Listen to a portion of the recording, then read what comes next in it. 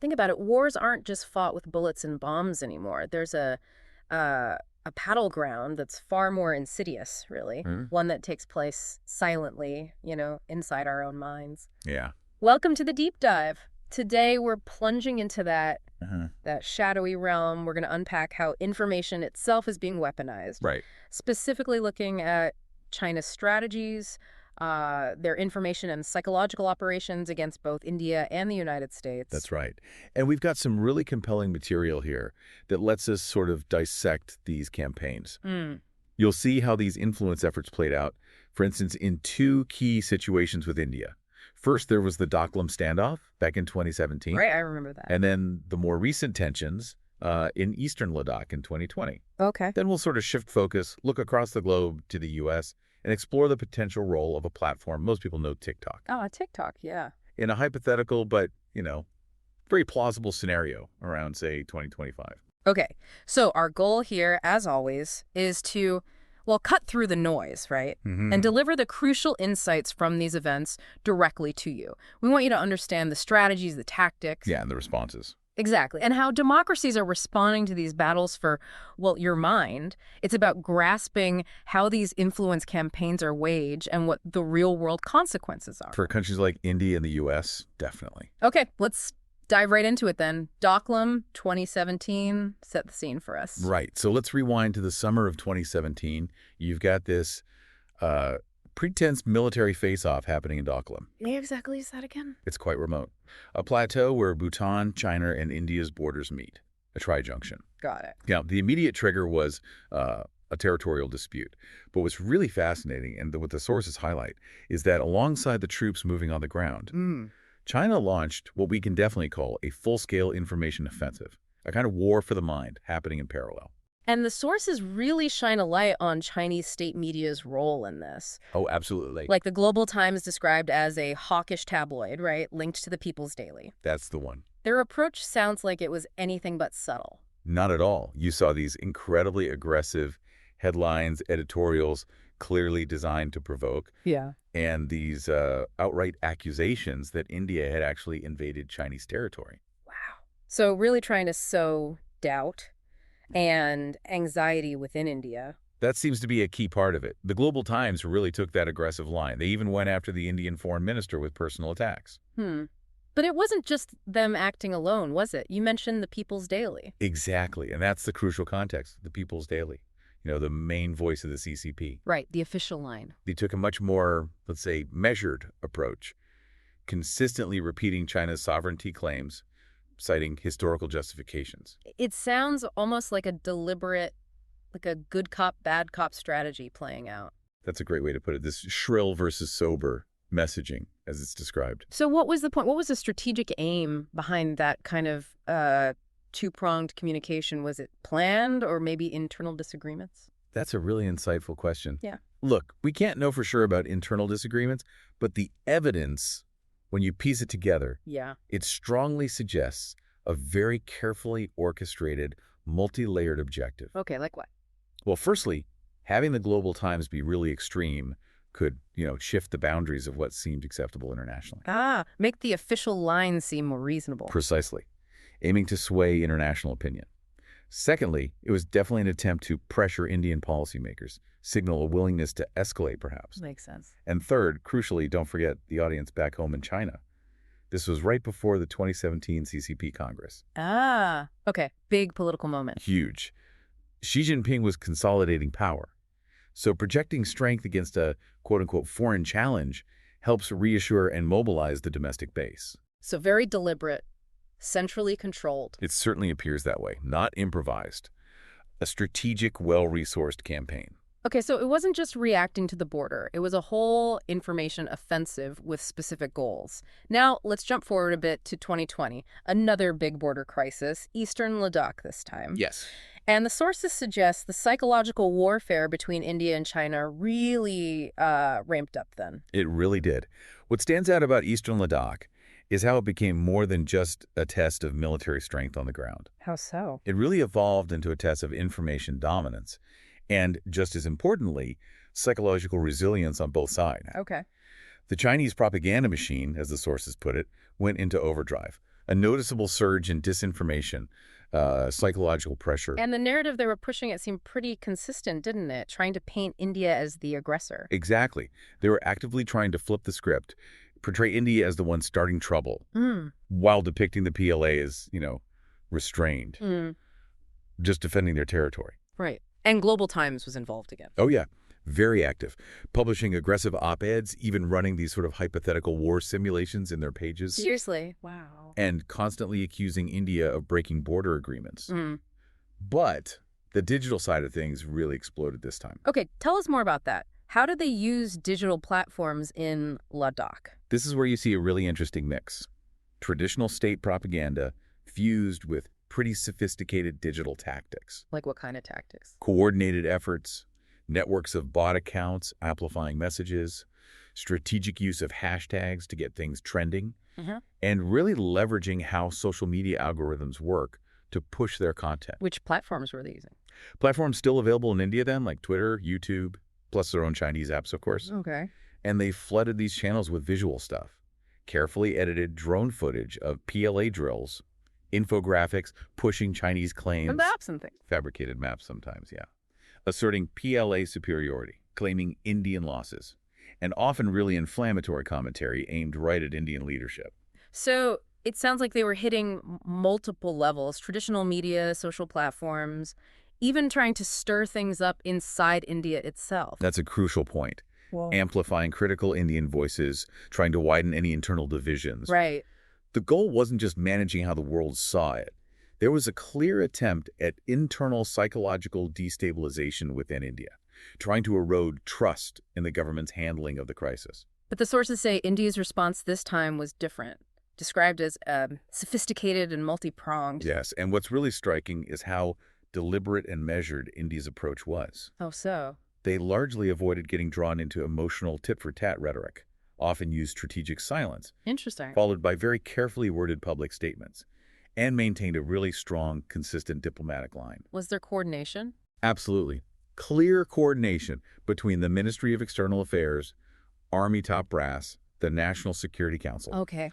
all focused on reinforcing India's sovereign rights and directly exposing Chinese, well, duplicity, often using hard evidence. Like what kind of evidence? Satellite imagery showing troop movements, verifiable data contradicting Chinese claims. The strategy was basically countering disinformation with facts, maintaining credibility. So it wasn't just the government acting then. India's independent media, think tanks, they played a role too. A vital role, absolutely. Providing clear-eyed analysis, dissecting the Chinese narratives, showing the reality on the ground. It helped demonstrate that China wasn't really achieving the psychological dominance it seemed to be aiming for. And then, of course, the big move, the digital strike, banning over 250 Chinese apps, including TikTok and WeChat. That feels like a major psychological and security response. What message did that send? It was powerful, multifaceted. Yes, there were data security concerns, definitely. But it was also a very clear signal to Beijing. We see what you're doing. We understand these subtle influence ops, and we will take action. Protecting digital sovereignty. Exactly. And protecting the psychological space of their citizens. It showed real national resolve against this kind of cognitive warfare. And the military responded visually, too. Yes, we also saw the Indian military proactively releasing their own high-def videos. Troop movements, artillery deployments. Right, the Rafale jets arriving. Exactly, showcasing preparedness, resolve. It aimed to reassure people at home and project strength internationally. It sounds like India really managed to turn the tables, at least in terms of the narrative. The sources even say this calm, fact-based approach influenced global opinion. That's right. You saw key democratic allies, Yeah. the U.S., Australia, France, issuing statements condemning Chinese aggression. Right. The Quad alliance became even more significant. India's strategic weight in the region was arguably boosted. And domestically. Domestically, the government's handling seemed to boost public confidence. Helped move past, the trauma of 1962, as some put it, fostered a sense of national assertiveness, not appeasement. And the final outcome in eastern Ladakh, our sources mentioned something significant happening in 2024. Yes, the information suggests China eventually undertook a significant pullback in eastern Ladakh in 2024. Pull back. To where? essentially returning to the territorial status quo from before the crisis started. Wow. So India's resilience paid off. It really underscores the limits of that information war. It failed to break India's resolve. A powerful example of a democracy effectively countering a sophisticated PSYOP campaign. Compelling case study, absolutely. Okay, let's pivot now. Let's look at how China might be using similar tactics against the United States. Right. With a specific focus on TikTok, maybe around 2025 in this hypothetical scenario. The sources mentioned earlier stuff too, right? Like the Festival of China, those Times Square videos. Yeah, we've seen those more conventional public diplomacy efforts over the years, and things like the Guo Wengui revelations about spies. But the digital landscape just changes the game fundamentally for influence operations. Right. In this scenario, set after a hypothetical second Trump term, maybe escalating trade tensions around 2025, it positions a platform like TikTok as potentially a very, very potent weapon in China's PSYOPs toolkit. Even though it's faced so much scrutiny in the U.S., TikTok is still incredibly popular, especially with younger Americans. Why is that popularity so key here? Well, its reach is just massive. It provides a direct and largely, unvetted channel into a huge segment of the U.S. population. Okay. And the sources highlight this observed increase. An uptick in emotionally charged, divisive, ideologically slanted content on TikTok's For You feed, supposedly linked to those hypothetical tariffs. What kind of videos are we talking about specifically? What messages are getting amplified? The examples are quite revealing. A surge in short videos that subtly, or sometimes not so subtly, undermine American institutions. Like democracy itself. Questioning democracy, mocking political leaders, aggressively pushing very polarized alternative views on social issues, foreign policy, a whole range of things. And is there evidence this is coordinated, not just random viral stuff? Well, according to the sources, researchers have found instances where videos seem to get a direct boost from TikTok's algorithm, which isn't transparent, as we know. Right. There's also suggestive evidence pointing towards content farms in China seeding this stuff initially using networks of shell accounts. But the goal here, it isn't necessarily about making Americans love China, is it? It sounds more insidious. Exactly. The primary aim doesn't seem to be pro-China sentiment. It looks much more like it's geared towards fragmenting American society. How so? By deliberately sowing confusion, eroding trust in government, in institutions, fostering a sense of paralysis, maybe? This new kind of Psy-war short videos, music, memes, emotional stories, it works really well in this sort of post-truth environment we're in. Yeah. It's less about logical persuasion, much more about disorienting people, distracting them, destabilizing, ultimately. So given these increasingly sophisticated mind games, how can democracies like India and the U.S. fight back effectively? The sources say the first line of defense is just awareness. That's absolutely fundamental across all of civil society. Just fostering a collective understanding that these bits of info, these viral trends, they can be part of a systematic effort to distort reality. Right, to undermine democratic cohesion. Precisely. For India, the sources really stress building robust media literacy programs, making them accessible. Teaching people to question sources, understand algorithms. Exactly, encouraging critical thinking, and also actively pushing out factual counter-narratives, verified info in local languages through lots of different channels. And it needs to be coordinated. A decentralized but coordinated strategy seems key, involving state governments, civil society groups, community leaders. Okay, and what about the U.S.? What key actions are highlighted there? For the U.S., the focus seems more on regulating the digital platforms themselves, like TikTok. How? Banning them.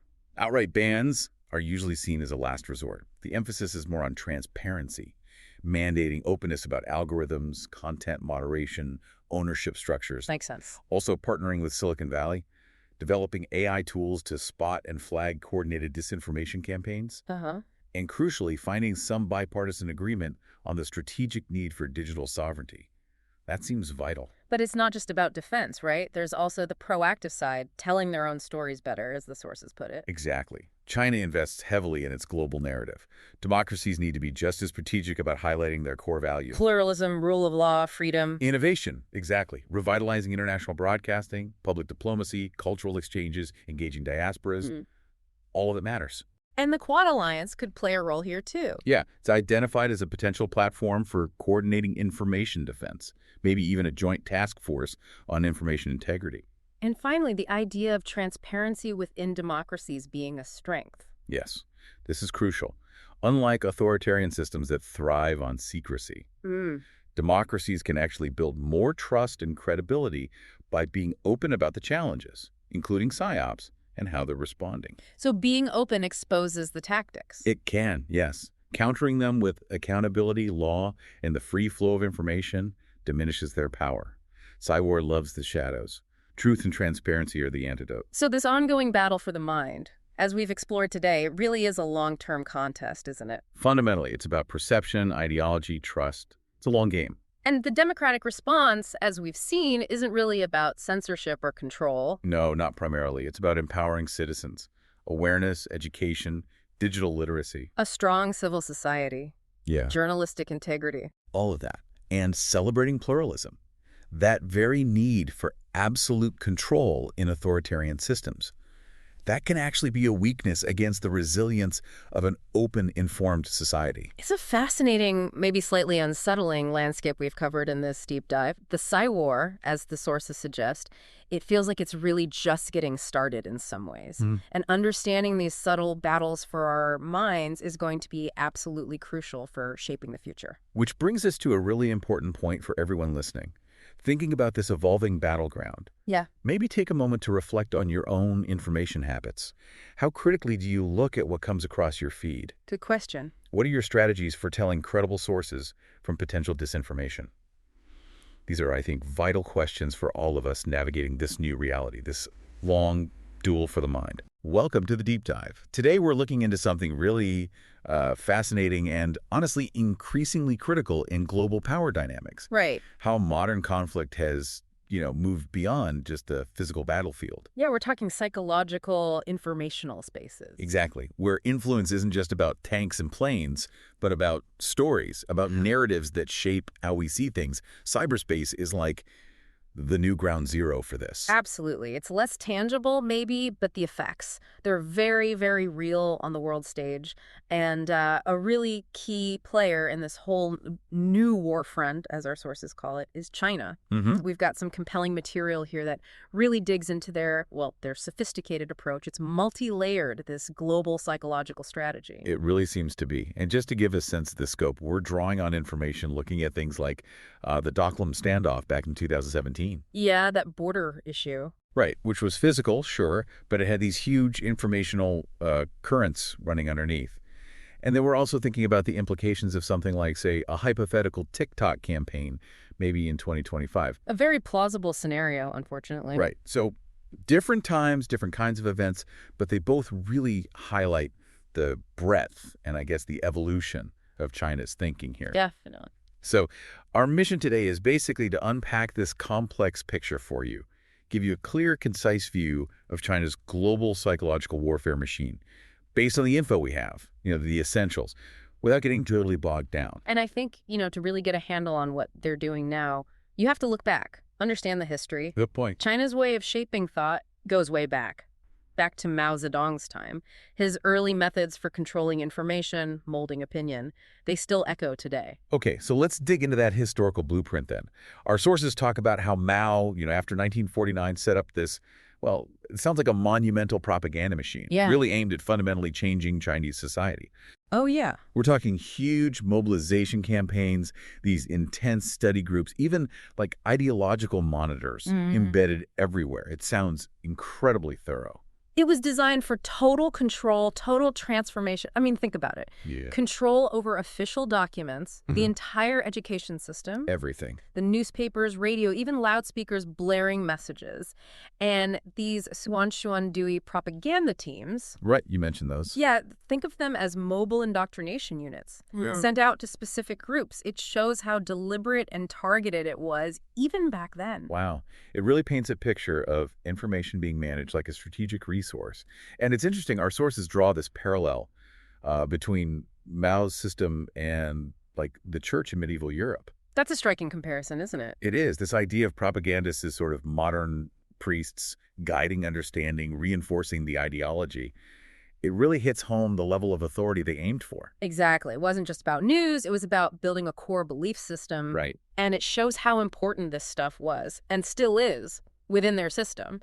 Now, fast forward a bit. After Tiananmen Square in '89, Jiang Zemin comes in with this policy. Seize with both hands must be strong. What did that mean practically? It meant this dual focus. Push hard on economic growth, absolutely, but at the same time, maintain and even strengthen this rigorous, pervasive propaganda and political education system. That really set the stage for the sophisticated machine we see now. And right at the heart of all this, the sources point to the Central Publicity Department.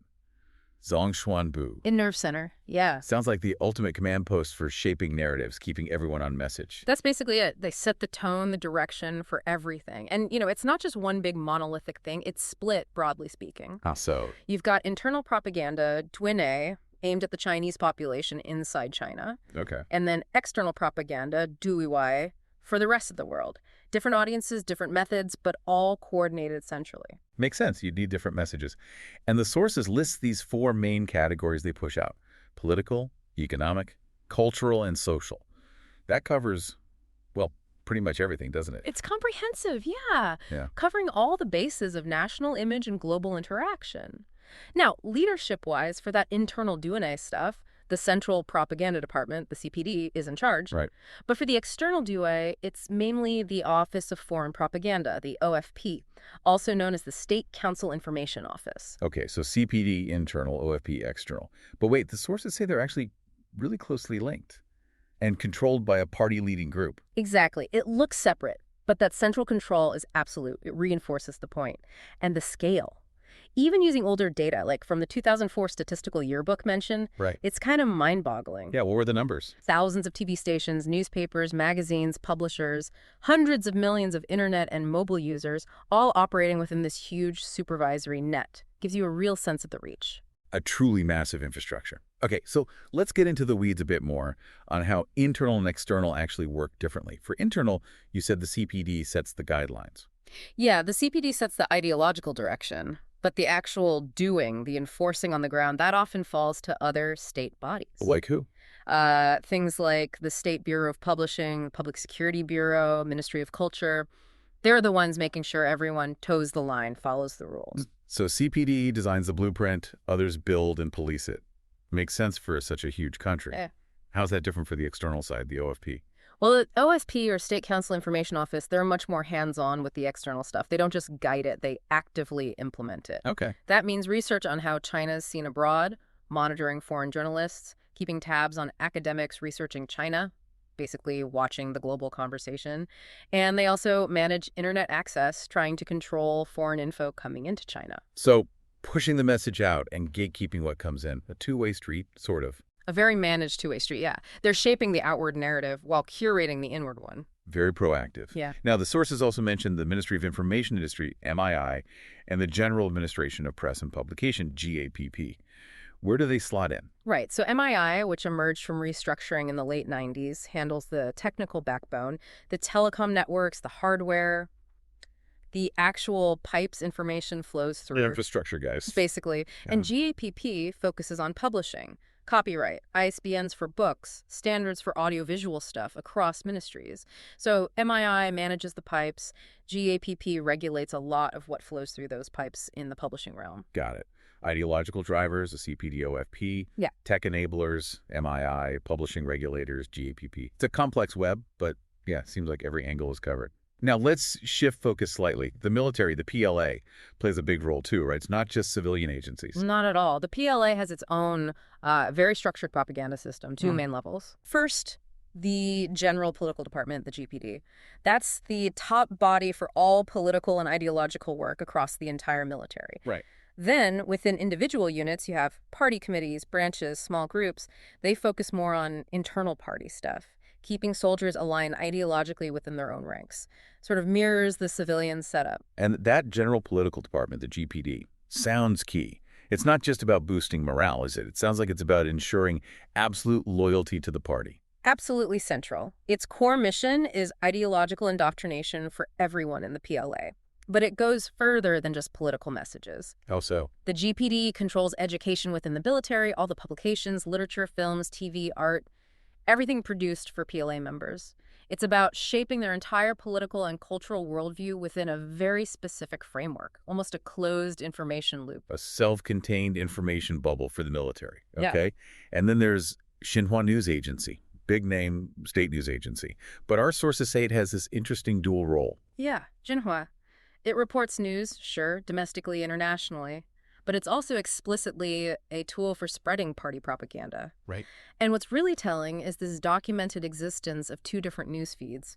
One heavily filtered and censored for the public, Yeah. and another uncensored version just for party officials. Wow. That really highlights a gap, doesn't it? A difference between the public story and what the insiders know. It certainly suggests an awareness at the top about managing narratives differently for different audiences.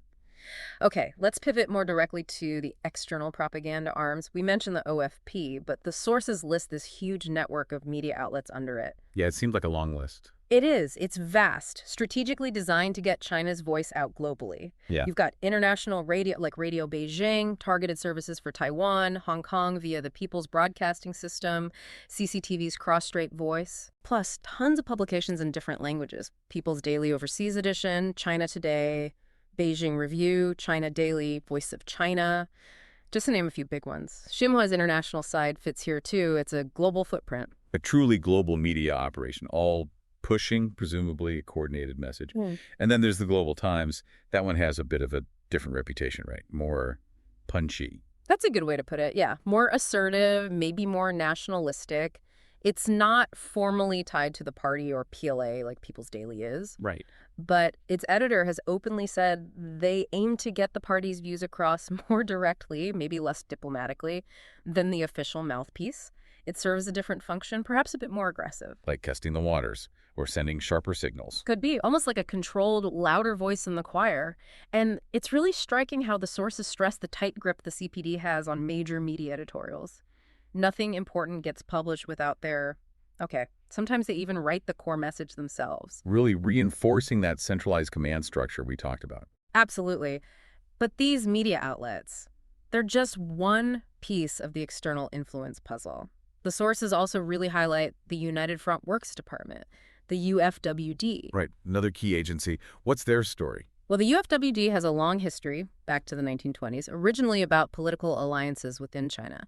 But now, its role has massively expanded outwards. External propaganda, influence ops targeting people outside China. Who are they targeting? It's the party's main outreach arm to, well, a really diverse group globally. Overseas Chinese communities, foreign think tanks, universities, NGOs, even political parties in other countries. And what do they do? All sorts of things. Sponsoring exchanges, academic, cultural, arranging high-level visits, pouring funding into things like the Confucius Institutes. It's a very broad engagement strategy. Ah, yes, the Confucius Institutes. They've definitely been in the news, faced some scrutiny, presented as cultural exchange, language teaching. That's the public face, yeah. Language, culture, often working with Chinese embassies. But the sources mention strings attached. That's right.